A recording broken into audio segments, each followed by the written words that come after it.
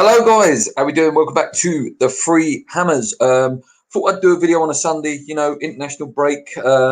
Makes a change from having to moan and talk about West Ham and result and performance that we've just put in. I put a tweet out about 10-15 minutes ago just to say, like, what would you guys like me to discuss, really? And I thought that would just inspire me to make a quick video that I can interact with you guys, have a little chat and sort of give my opinion. Now, you're going to have to bear with me a bit, guys. I'm trying some new stuff out with the website we use to stream live. And so Tommy's put a question in there. I will answer all the questions sort of as I go through the show. Yeah, just to let you guys know, if you do have any questions during the show, please post them up.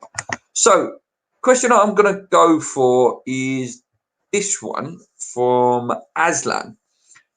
Is it the right time to start the youngsters such as Nate Holland and mix them with the first team? So, this show today, in general, is going to be about the youth team, and the players, that probably do at some point deserve a chance and possibly could do better than some of the players that we've got out at the moment. Right. So again, this is where you have to bear with me a bit, guys. Right. So, fair to say, guys, that this image is sort of, distinctive with West Ham and, what we have considered ourselves over the years, the Academy of Football. So this is from Upton Park. I do believe it's still used, these sort of words here. In the past, we have had some fantastic players. And in terms of, like I say, mixing youngsters in, like I say, I think it's only fair we start sort of right at the beginning and look at why we are called the Academy of Football and which players have been a success and which haven't been a success. Through this video, you might see my face, you might not see my face, but we'll be going through it as I go. So it's only fair to start with probably the greatest Academy graduate West Ham have ever created, and that man is Bobby Moore. Obviously went on to win a few trophies with West Ham. Also, World Cup winner, and our most successful captain, and just an absolute legend and a true gentleman. So, again, I think it's fair to say we call him a success. After that, probably the next best and most famous graduate is probably Sir Trevor Brooking. Again, the winner of our last FA Cup. He nearly kept us up by himself as a manager as well. A fantastic player, also an England international, a true gent. At the time, fit well into the team. Went on to have a fantastic career with West Ham. Just a few more oldies. Tony Cottee, fantastic goal scorer. Had a great career at Leicester and at West Ham. And he did really, really well. Okay, moving on. So, before we start with, actually, sorry, bear with me. So the only other ones I would like to discuss just very, very quickly, obviously these guys, Frank Lampard, Joe Cole, Michael Carrick, wonderful players, wonderful careers, all Premier League winners. Joe obviously came back to us, didn't he, for a little while, playing non-league football at the moment, Joe Cole. Frank Lampard's gone on, he's now manager of Chelsea after sort of a good campaign at Derby, and he's doing wonderful things at Chelsea. Michael Carrick obviously looks well on to be a manager as well himself. Legends, great players, Premier League legends, and obviously the only other one of that sort of generation, of our golden era, as they called it, was Rio Ferdinand. Again, went on to be a Premier League winner, did great things with Leeds, Manchester United, and just a great player, great personality as well. So that's why the Academy of Football thing's there. But let's look at some of the players. Let's look at the players, okay, now in our current setup that may deserve a chance and probably could do a better job. So, the name that obviously keeps spraying around all over the place, this name is just constant at the moment, is this man, Nathan Holland. So, Nathan Holland, a winger, pace, direct, something different to what we've got, will give us energy, he looks like the real deal. He really does. He's highly rated by loads of different scouts and managers.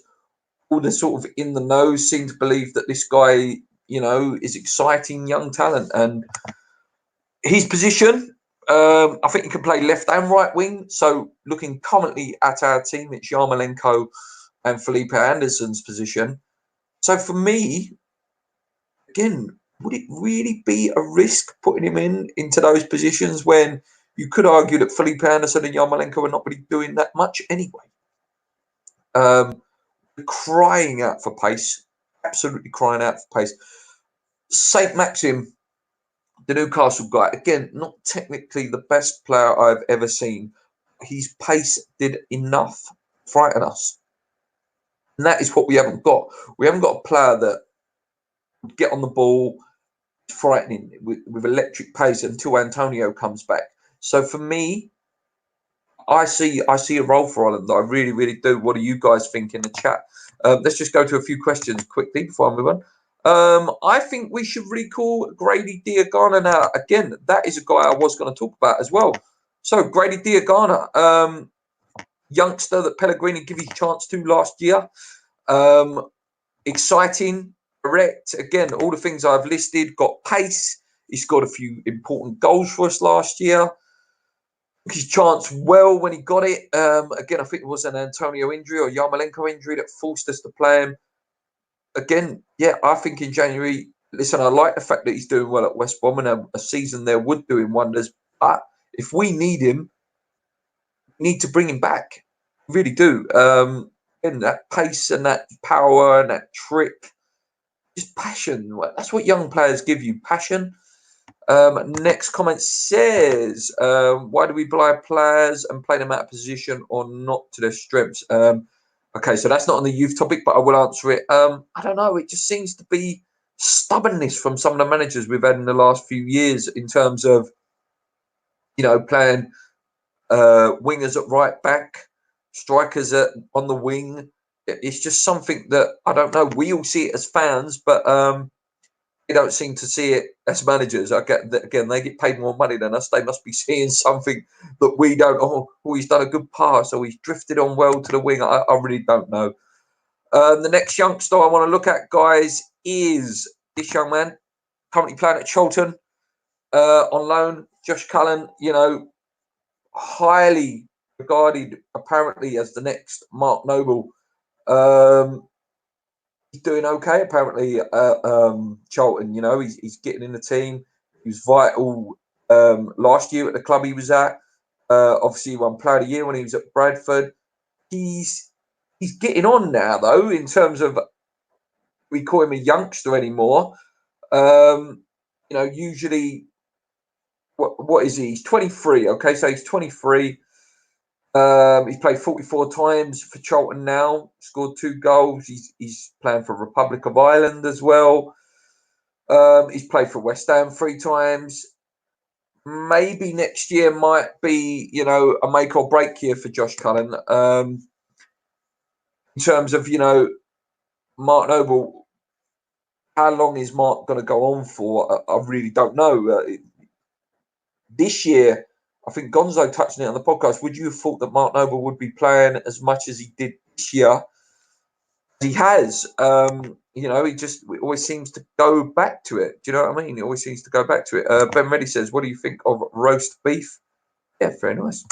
Ben Reddy says, not good enough for championship. Not good enough championship is Cullen's level. I think that sort of seems to be the universal opinion. If he was good enough, he would have been in there now. 23, you're not a youngster really anymore. Yeah, you should have had a few games under your belt now if you're good enough. Francis King, sorry, but I don't agree with the title. Some of our younger players and the 21 and 22, that's not a youngster. 17 is a youngster. We are flying in development league. Some should be at least on the bench. That is the point. I totally agree with what you're saying there, Francis. We're not looking at youngsters there. These guys are 20, 21 years old, and what is the point of having them around the club if you're not going to play them? Nathan Holland deserves a chance, and a guy that I'm going to move on to next. Massive fan of this guy, Joe Powell. I had the pleasure of working this guy. Sorry, guys, if you can't see me, this is a new thing I'm doing. Joe Powell. I had the pleasure of working with this guy when I used to work at Cumberland School. He was in Year 8, Year 9 football team. Unbelievable footballer. Honestly, one of the best footballers I've ever seen as a kid level. Do you know what I mean? This guy used to be able to score from corners, score from the halfway line. Technically amazing. He very, very nearly joined Chelsea a few years ago. I actually worked with a guy who works for Chelsea. Chelsea were very keen on signing him, but he wanted to stay because of his West Ham roots.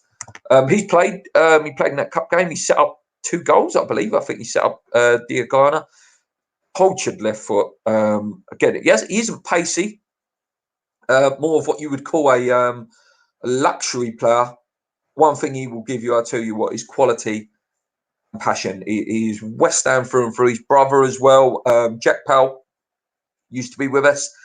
I believe he's playing non-league now. Just didn't work out for him. But Joe is a top player. Top player. Signed his contract the same day that Reece Oxford did. So, yeah, brilliant player. Next one, Connor Coventry. Again, highly rated. Played in the against Oxford, I believe, or Wimbledon, one of those. He did make a mistake in that game. But again, tidy midfielder. Nice little pass for the ball. Nothing extravagant. But again, what is extravagant in West Ham's midfield at the moment? You know, Mark Noble, you wouldn't say extravagant. Fornals, not worked out for him. So for me, yeah, Connor Coventry, why not? I'm not saying put them all in at once, but we need. I remember back in the day when, you know, like Joe Coles. I'm going to put another picture up here. Guys like this, James Tompkins, guys like this, Jack Collinson, were coming through. And what it used to be at the end of the season or the last 10 games, you started seeing these guys, you know, you started getting like 10, 15 minutes of these guys. I remember Joe Cole's debut against Swansea. He came on and just set the place at light, 17 years old. That's what we miss, you know, just if we're winning the game 3-4s, which is rare now, but start bringing them on. If we're losing 1-2-0, and you're looking at the bench, and at the moment you're seeing a Jetty, you're seeing Fornals. What worse can Holland, Powell, Coventry, Diagana do? What do you think, guys? What do you think on that? What can they do any worse? What to do? And that's not me slating them. That's me more slating the current players in our first team and the options we have on the bench. Another guy I really, really like is this young man, Ben Johnson. Not sure whether he's injured or not, but he's played a couple of times and he made his debut against Manchester City and he was excellent. Really was. Can play left or right back. You know, we've had problems there. Fredericks is okay. He's got pace. Left back, Cresswell blows hot and cold. Masuaku blows hot and cold. Question marks about him defensively. So for me, Ben Johnson and probably Nathan Holland, if I was going to pick 2, I would be willing to put in those 2. Ben Johnson, left back, and Nathan Holland, left or right wing, whichever way you decide to do that. 100%. So on that now, let's look at some of the successes in a couple of years and maybe a couple of the failures and the reasons why Pellegrini may be a bit nervous. Now, last year, Pellegrini was very keen on youth. You know, he was playing your commentaries. He did play Diagana. He did give, obviously, his young man big chance last year, Declan Rice. But let's have a look. Okay, so this young man, Reece Oxford, came in. Wonderful, amazing first game. You know, elegant, brilliant. But then he got his big contract. He got given about 30 grand a week and went to his head. I'm not saying all professional footballers are like that. Obviously, Declan Rice is clearly not like that. But I can understand the fear of managers to do it. You know, put people like Nathan in, go in, Connor Coventry in. Is it that fear that, you know, they may start asking for big contracts?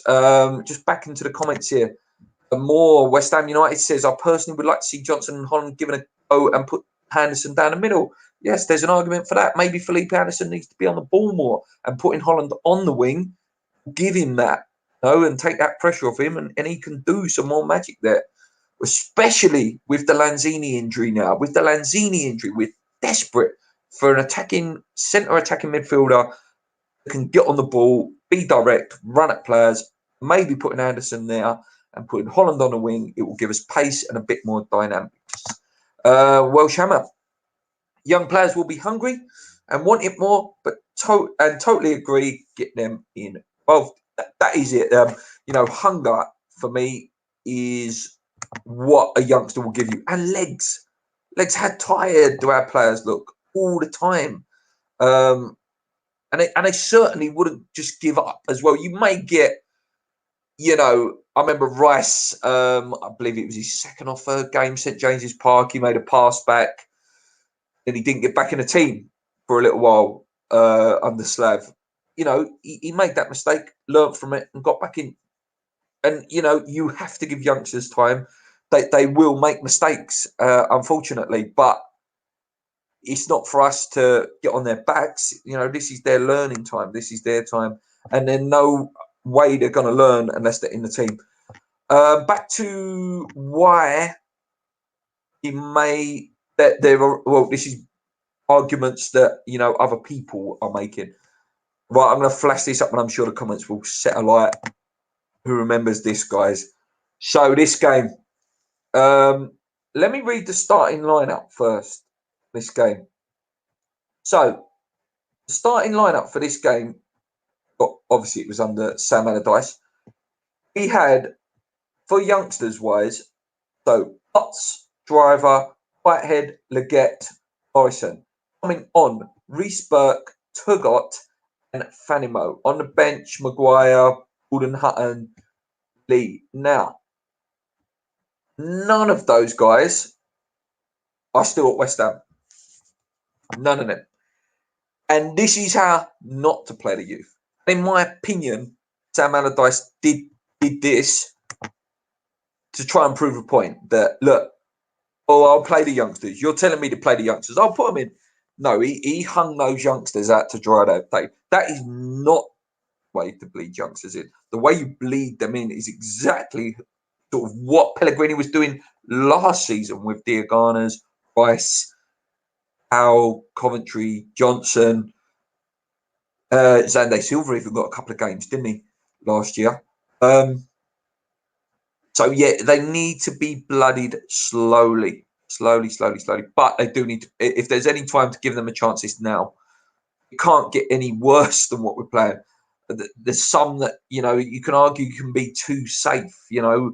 Oh, you know, we've lost 6, we've not won a game in 6 or 7. If you put those youngsters in and we lose again, all of a sudden their confidence is gone and they won't be played again. And that's another fear that I have, you know.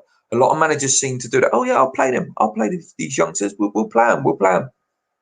And then what happens is we lose that game and then we never see them again because the youngsters get the hard front of it instead of the first teamers, you know, rallying around these youngsters and getting them through at 90 minutes. That's what we've not got. Again, that's a lack of leadership. When a youngster does come in, who's there to help them? Who's there to tell them in their ear going, right, now you can run forward. Now you can do this. Now you can do this. It seems that the youngster is hung out to dry to protect those big money players, and it is completely wrong. More, again, drip feed them, and dropping them for me is essential for them to understand they haven't made it. They're just being given an opportunity. Again, that's a very important point. So, yeah, drip them in, play them. But, again, they're not, sort of on what I was just saying there, they're not immune to the drop, though. So, you know, if they do 5, 6, 7, 8 good games, then they have a little bit of a bad game because of attitude or just lack of effort or just in general, you know, everyone has a good game and bad game. Don't make them immune to the drop. That is the thing. in today's era, it's all about getting that 30, 50 grand a week contract instead of just that desire and hunger to play.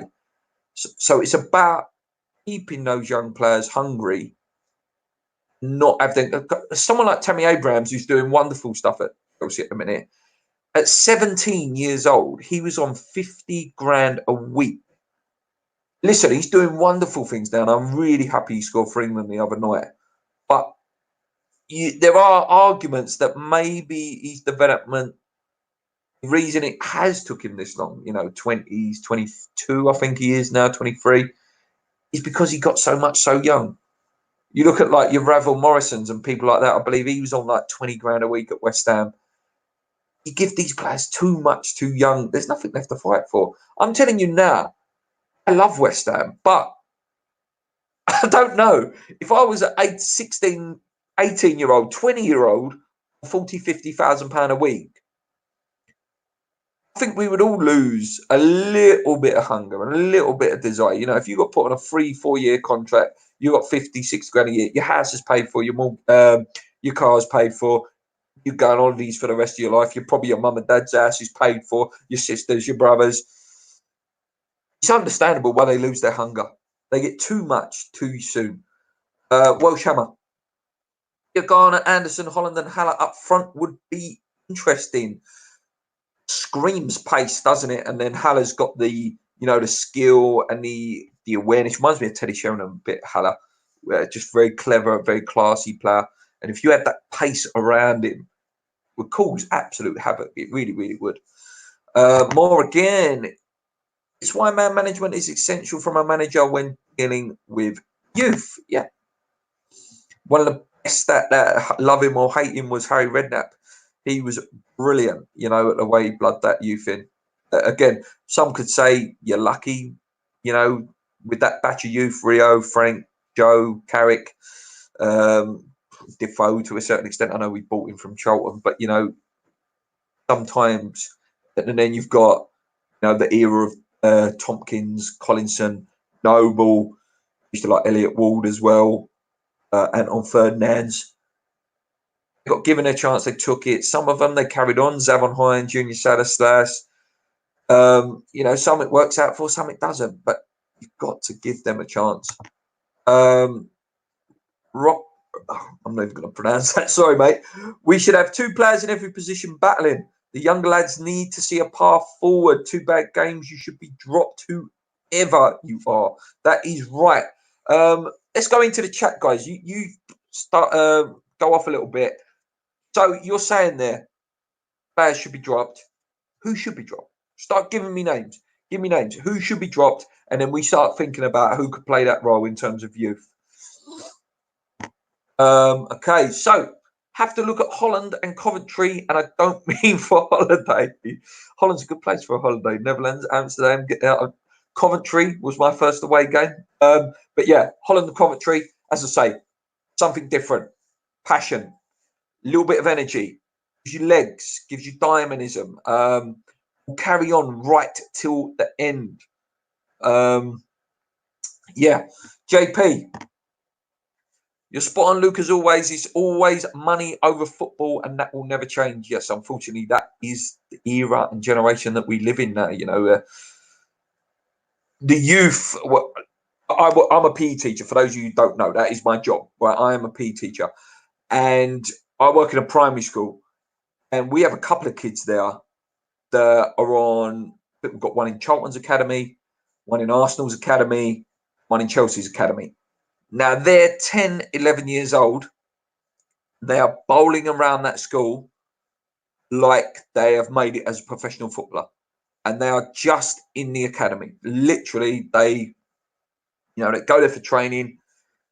They play, a game a week for the Arsenal under 12s or whatever, and they're walking around, they're like they've made it, walking around, all the birds like, as you would at 10, 11 years old. It goes right back to then, even at that age, 10, 11 years old, these football clubs are pampering them, they're not fully taught, you know, you haven't made it. You're nowhere near making it. And I've seen so many, again, as my job as a PE teacher, I used to work in a secondary school as well. I've seen players, again, in Joe Powell's year at school. So Joe got his scholarship at 16. And then there was another guy, I'm not going to name him because it's not right to, you know, got to the end. And at 16 years old, again, he used to bowl around the school like he's, you know, the dog's bees, you know what I mean? 16 years old, you know, West Ham dropped him. To be fair to him, you know, he did go on and sort of, I can't remember exactly where he is at the minute, but he did go to Birmingham at one point. And then, yeah, I think he's playing non-league now. And it just shows you, you know, it goes right back to that young age. I've seen ones at Arsenal as well. Again, 16 years old, bags of talent. One of the best footballers I've ever seen, this young guy who was at Arsenal. Didn't have the right attitude, dropped, 16 years old, and deal with it. And I believe that guy's in prison now. Do you know what I mean? And it just shows they're so spoiled and pampered that they're not prepared for if it fails. And that's the wrong thing now. Next comment says, bring Trott and Diagana. There's arguments. Yeah, for Diagana, I agree. There's definitely arguments for him to come back with. In terms of Trott, are we just talking about because of the crisis we're in now? Because this is the only point that makes me Pellegrini in on my Pellegrini in and Pellegrini outside. So I'm thought very 50-50 with in and out Pellegrini at the minute. In terms of Trott, the reason, again, like I'm going to say now, so the reason I am Fabianski, Pellegrini, and I sort of sport it there, is because when Fabianski comes back, I think we'll be all right. And maybe it's a bit wrong to put Trott in at the minute. Fabianski is brilliant, and it all depends on how long Fabianski's out. You know, if they knew that Fabianski's out till say February, and Roberto should never ever play for West Ham again. Martin, let's give him his chance against Spurs. But again, if he's not that great, then there is arguments for Trott to come back then. What do you guys think? Sorry, I will come back to that one, Aslan. 2 seconds. Or says again, Funnels should be dropped, although I don't believe it's completely his fault, along with Roberto. Yeah, Funnels, again, I think he's being played out of position sometimes. That's back to that question of why do we play players out of position. He's been playing as a winger from what I see when he comes on for West Ham. With Mark Noble and Lanzini's injury now, I think there's a chance that he may be able to play in his normal position. I personally think this guy is a bit like an Obiangi sort of player, or a Noble sort of, like not a Noble in terms of tackling, but he's just a centre midfielder. He's not a defensive midfielder. He's not an attacking midfielder. He's just a centre midfielder. So yeah, again, 23. He needs time, and he's totally lacking confidence. You can see that through the whole team, to be honest with you. Anderson, desperate for a goal. Felipe Anderson is desperate for a goal. And I think if he got a goal, it would spark him on and he would carry on. But again, I didn't realise he hadn't scored for so long, to be honest, Felipe Anderson. Aslan, the guy who gave me the questions to start this show, thanks for joining the live stream as well. Agreeing on Connor Coventry comment. I think he can be decent backup for Noble. Look at young Longstaff brothers at Newcastle in midfield. Yeah, Longstaff brothers. I work with a Newcastle fan. You know, he sings the absolute praises of them Longstaff brothers. And again, what do the Longstaff brothers offer Newcastle? Fans. They are fans, you know. They're feeling it on the pitch when they're losing. They're feeling it when they're winning. You know, they're feeling that. They are the fans on the pitch. That's what Mark Noble did for so long. James Tompkins to some certain extent when he was playing for West Ham, you know. He was there. He's living it on the pitch. Some of these, and I don't want to just say foreign lads. You know, they are brilliant players. They're technically brilliant players. They don't, you know, they're not sat at West Ham at 10 years old watching Paolo Di Canio and Joe Coles and, you know, Dimitri Payet to a certain extent, some of them youngsters in there now. When the chips are down, No, they're not going to be the ones that get us out of trouble if we are in a relegation battle this season. I think back to the relegation, the escape season. Freddie Sears, he came on, he scored a goal. Again, his career he had an okay career at Colchester and Ipswich. He came on, him scoring that goal against Blackburn. Again, with him and Tevez at the same time, changed the dynamics of that year, and that is what a good youth player coming through can do. It excites the fans, it excites the team as well. This young boy we've got. But if any of them are to break through, Holland, Powell's, commentaries, just got to keep them level-headed though. Is the thing. We can't overhype too early.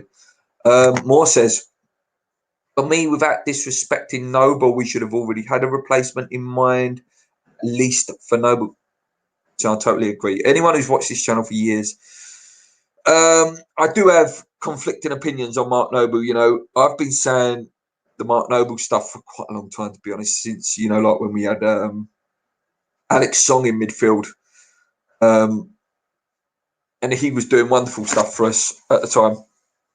And then I was saying, this is where, Noble's getting a bit exposed of being very sort of one-dimensional. But in the other respect, you get a Noble performance like you did against Spurs last year, or you get a Noble performance against Manchester United, or some of the early games this season, in the last season, you think, yeah, there is a place for him. But again, I think off the bench. Off the bench, perfect player, Mark Noble. If you're winning a game, bit tight, need a level head, need it cool, calm, collected, he's there to come on. But let's not be kidding ourselves. He's not, he's not Pirlo.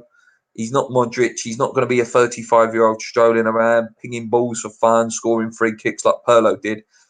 There's very few, once they get past 32, can do that. JP says, how do you feel that Martin was the only brought in to be training ground keeper? Listen, every team needs a third goalie, and you can go, I don't know, 3-4 seasons without ever seeing the third choice goalie on the bench. It happens, happened at Chelsea last year, didn't it? Did Rob Green get a couple of games? It does happen. I remember, I don't know whether any of you guys remember. I remember I think it was Everton a few years ago, or Bradford.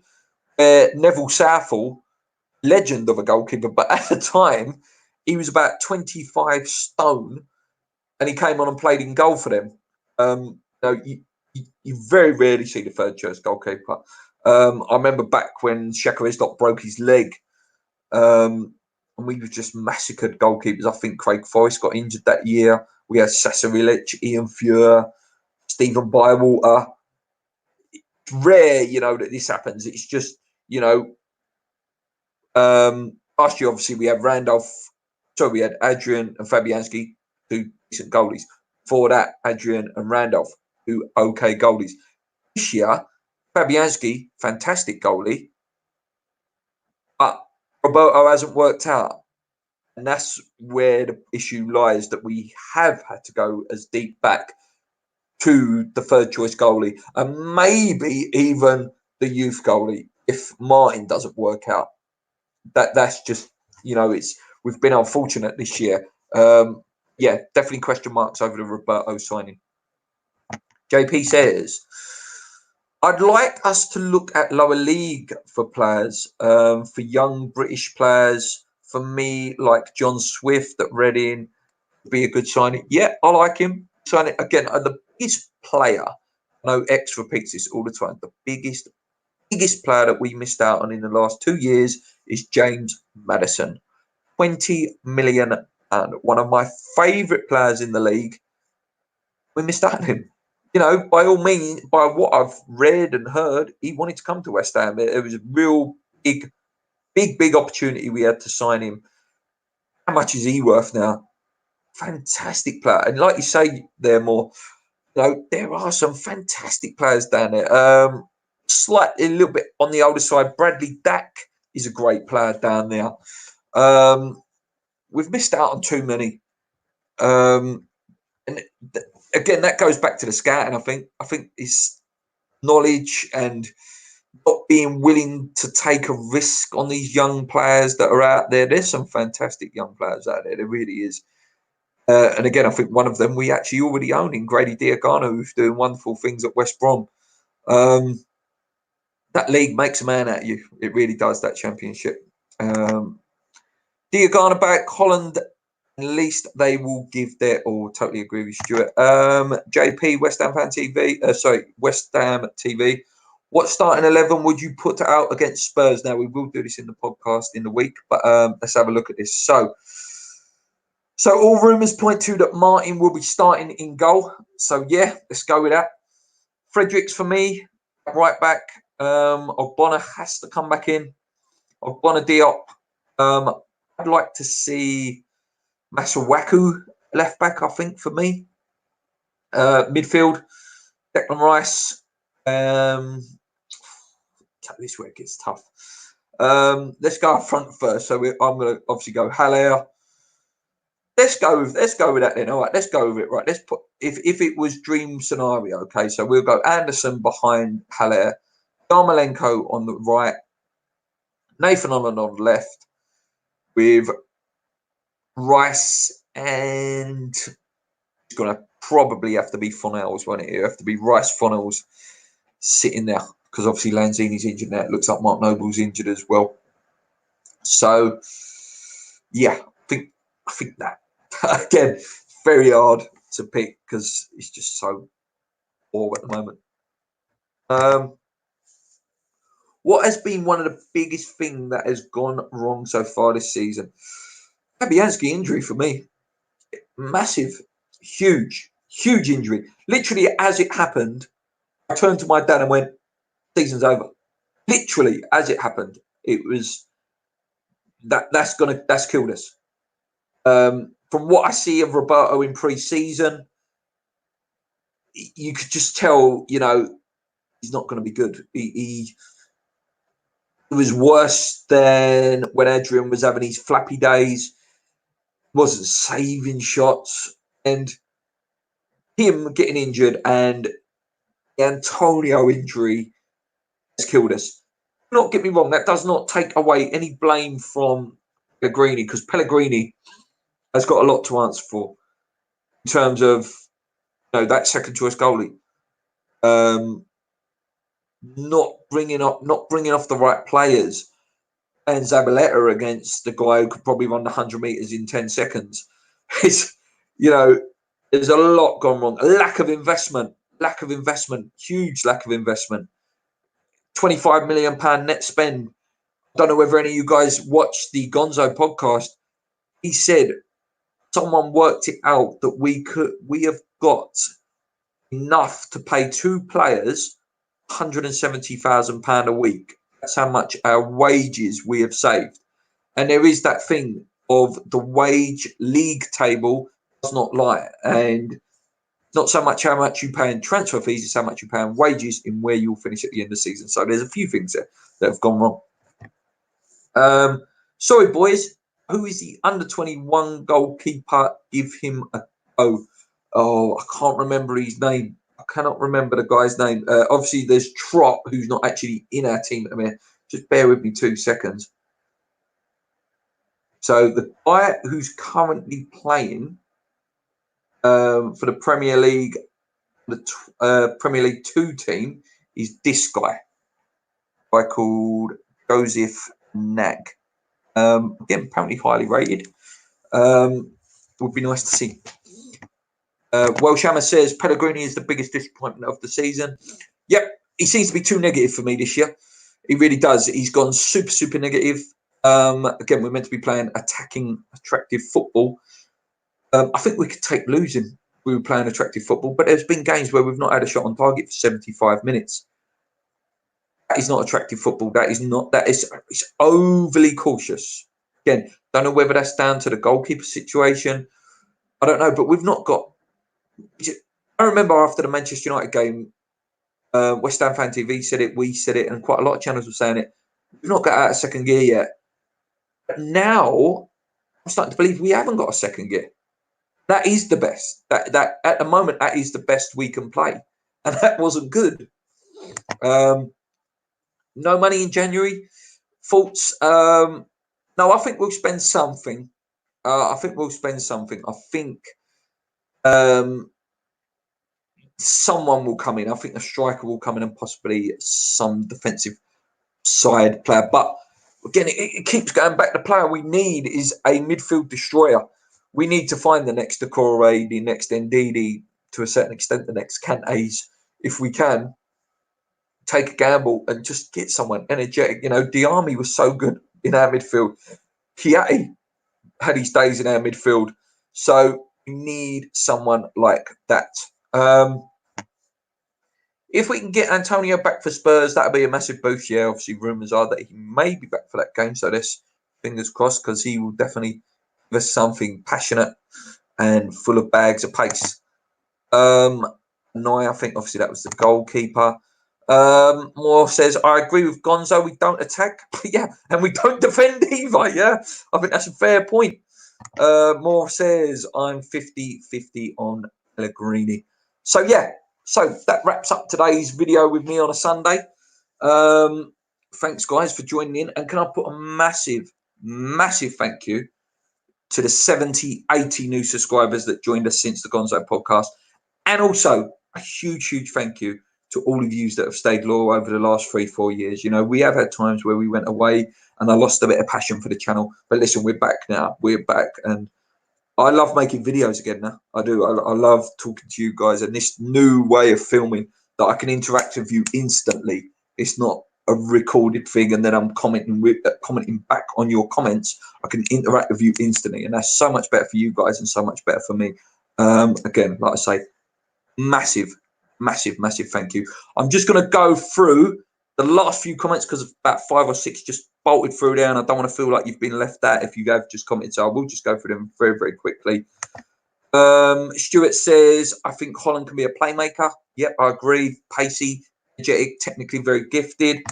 JP, great video as always, mate. Thank you very much, mate. We will have you on show soon, mate. I'll be in touch and we'll get you on possibly in the new year because obviously the show's coming up now.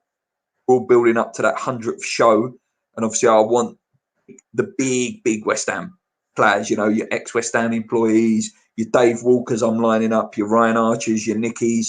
I'm hoping Gio comes on this Wednesday from Hammers Chat. So, yeah, so I'm lining up some good guests and hoping to get a good guest for the 100th show. I really want, if any of you guys have got his contact details, Jay from Hammer and Talk. I know he's a bit Marmite in terms of some people absolutely love him and some people absolutely can't stand him. For me, he was brilliant. He was fantastic. So if any of you guys have got a contact detail for Jay from Hammer and Talk, tell him I want him back on the podcast. What a way to launch himself back on YouTube if it's something that he wants to come back and do on our podcast. Welshhammer says, good video. Thank you. No worries, Welshhammer. Thanks for all the comments that you've posted all the way through the video. Stuart Holt, good work, boys. Thank you. More thank again, you, mate. Plenty of comments. Appreciate it all the way through. You really helped me sort of know where to go in terms of the direction of the video by you posting your comments. It's been really, really helpful. Ryan McD, good work, boys. Thanks a lot, mate. Looking forward to it, and we'll get you on mine soon too. Looking forward to it. And JP says he's completely off the radar. As I say, any of you know where Jay from Hammer and Talk is or have any way of contacting him, please get in touch. I really, really would love to speak to him. He's a good bloke. I've met him a few times. Anyway, guys, we're going to be back on Wednesday. Like I say, I'm hoping he's not replied yet, but I know he's a good guy. Gio from Hammer's Chat will be joining us. If you've not caught the Gonzo podcast, go and check that out. It was a great show and had some really, really positive feedback. Until then, guys, thank you for joining me on this Sunday. One more comment. I would love to see Haksabanovic given a proper chance. Thought he was promising against England. Yeah, he was. He got some good reviews. Anyway, guys, I've got to wrap it up there. Thank you for joining me on this Sunday. It's been fantastic. Thanks for all the comments and the people that have been watching live. Share this with your friends. Hit the subscribe button. Hit the notification button if you want to know when we're going to post a video. Until Wednesday, guys, come on, you irons.